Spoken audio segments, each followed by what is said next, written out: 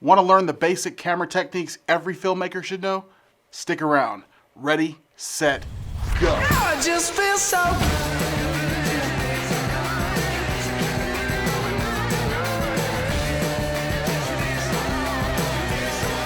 I just feel so good.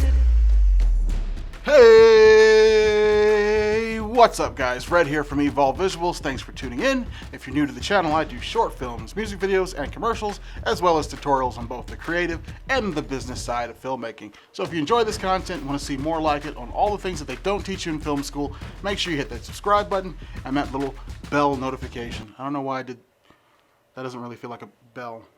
Let's stop with that. That's weird, that's awkward. So today's tutorial, what are we getting into? Today's tutorial is the beginning of a new series here on the channel. It's gonna be called The Filmmaker's Playbook. And I got the idea for it, I actually came across this book here. This is Setting Up Your Shots, Great Camera Moves Every Filmmaker Should Know. It's written by Vineyard. I absolutely love this book. If you haven't had a chance to check it out yet, I will make sure to put a link down in the description so you can find it on Amazon. So basically this book covers 100 different camera shots and gives you examples from different films, and it explains how you pull some of these shots off. But the book is just a little bit dated. It's like 1999, so I thought what awesome way to sort of update it and share information with you guys than to sort of create a visual companion to this book. And so what we'll be doing is every week I will take an example from this book and then we'll break them down, show you what they look like, give you examples from films or from my own work, and also show you how to pull them off with or without a full production budget. We'll be covering everything from the basic shot types all the way up to crane moves, to gimbal work. It's gonna be awesome, it's gonna be inclusive. And it'll be a playlist that I'll link to maybe, let's see, right here. And you'll be able to click on that and go through the entire Filmmaker's Playbook, have your own visual reference guide when you're on set, pull up YouTube, go through the playlist, and find shots that can add production value to your projects. Eventually, we may even start doing challenges. I don't know, we'll see. So for episode 1, we're gonna cover the 6 most basic camera techniques that you can use to get through about 90% of your jobs. After that, we'll go more advanced as we get into future episodes. Now, when it comes to these basic techniques, don't make the mistake of underestimating these. There are plenty of film, hundreds of films out there that are comprised of nothing but these techniques. These are your absolute bread and butter, your meat and potatoes, your main course, and these will get you through 90% of most projects, if not all. So let's get started. All right, so the first technique we're gonna cover is the pan. So panning is horizontal movement of the camera. So when you pan the camera, it turns either left or it turns right. Now panning can be used for everything from following an actor to reframing your shot to exposing the rest of a long landscape. It's a very basic technique, but it's a very powerful technique. And when I say powerful, if you look at directors like David Fincher, he syncs the movement of his actors to the movement of his camera, and it almost hijacks your senses. If you look at pretty much anything from House of Cards, The Girl with the Dragon Tattoo, Zodiac, even Fight Club, they all use this technique, so don't underestimate the pan. So the next technique we're gonna cover is the tilt. So we talked about the pan moving horizontally, the tilt moves vertically. I know this is really basic stuff, guys, but we don't know who's tuning into it. We just wanna make sure that everybody's in the same playing field before we get into the more complex stuff. Tilting can be used to reframe a shot, follow a character the same way, show a very tall building, show something in the sky, and it's basically the equivalent of you tilting your head up or down to look. Now we're getting into the good stuff, the dolly. This is one of my favorite techniques. And essentially this technique is the camera moving horizontally through space. Imagine yourself sitting on the back of a pickup truck, the truck is driving down the road, that's a dolly for you.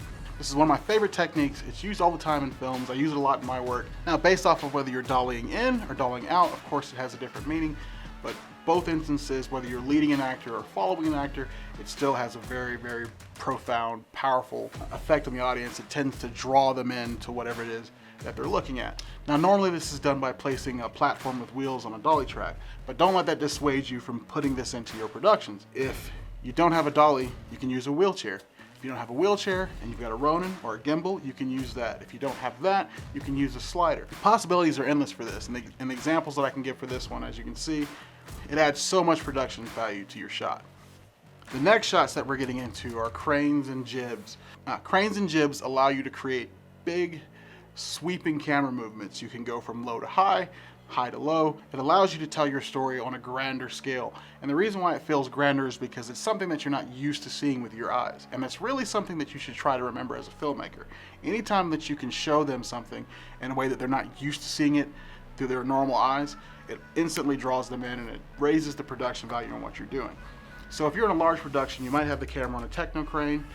If you're in a smaller production, you might be using a jib for your DSLR. If you don't have either of those, I've even pulled off crane shots or jib shots using a drone. Technique number 5 is pulling focus. Now this is something that we naturally do with our own eyes. We focus on the things that we want to see and everything else falls off into a blur. Now the same thing happens with a film. If you want the audience to be drawn into a scene and pay attention to a character, you focus on just that character and you throw the background into a blur. Maybe there's something in the foreground that we now want to shift attention to. Just turn that focus a little bit, draw their attention there. Very, very easy. Instant production value. These are simple moves that look a lot more expensive than they are. Now, we've got one more technique to cover, but before I do, we're gonna hop over and give out our 5 Instagram shout-outs. Shout out! And this week, our first shout out goes to Drescher Visuals. They are a full service production video agency out in Atlanta, Georgia. Does awesome work. Music videos, commercials, branding videos, shoots with everything from the Red to the Blackmagic Pocket 4K. Awesome stuff, make sure you check him out. The next we have D&O Lighting, that is at D&O Lighting on Instagram. They create film set equipment. I'm sure at some point you've seen their batteries. They say Comer, D&O. The reason why I'm giving these guys a shout out, I'm not a paid sponsor, but I love their social media. They are really involved with the Instagram community and reshare other filmmakers out there using their products. Awesome stuff. Make sure you check them out. Make sure you check their products out too. Our next shout out goes to Manuel Ruiz Photography. He's got some awesome stuff. Love his colors. His portraits just pop. I wish he would share some of these locations. Don't be stingy, share them. I don't want the whole recipe, I just want just a little bit of it. Make sure you check him out, give him some love. Our next shout out goes to Devonte.K, that's Devonte King. Awesome filmmaker and photographer. Great eye, great work, make sure you check him out. And our next shout out goes to, Roman Molino Dunn. Roman Molino Dunn at Roman Molino Dunn on Instagram.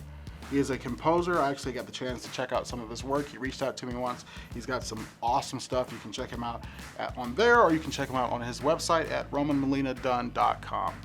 That's our 5 Instagram shoutouts. Once again, like I said, I'm going in no particular order. If I didn't get to you this week, I will get to you on the next episode Friday. Now let's get back into that last technique. So the last technique we're going to get in today is the zoom. So if you're on a prime lens, the focal length for that is going to determine what your field of view is and what you'll be able to see. But if you're on a zoom lens, you're going to have an extra ring that'll allow you to change your focal length and your framing without ever moving the camera. Now it's important to note the difference between zooms and dollies. They achieve a similar effect, but by different means. The zoom does not physically move the camera whatsoever. So things like parallax or things moving past the camera, they're not going to be there. The dolly, on the other hand, is physically moving through space, so you will get parallax. You'll get that change of depth. If you have to choose between one or the other, and you have the time to do a dolly, of course, I recommend the dolly. But if you don't, a zoom or a zoom in post will give you a similar effect. And there you have it. That is the 6 most basic camera techniques every filmmaker should know. Hopefully you enjoyed this video. You learned something new. If you did, make sure you let me know down there in the comments. Can't wait to get into more of the more advanced techniques in the next episode, so make sure you hit that subscribe button, smash that like button if you feel so inclined, and I will see you in the next episode. But until then, stay on the cutting edge, always challenge yourself, keep grinding and evolving. Red out, Team Evolve.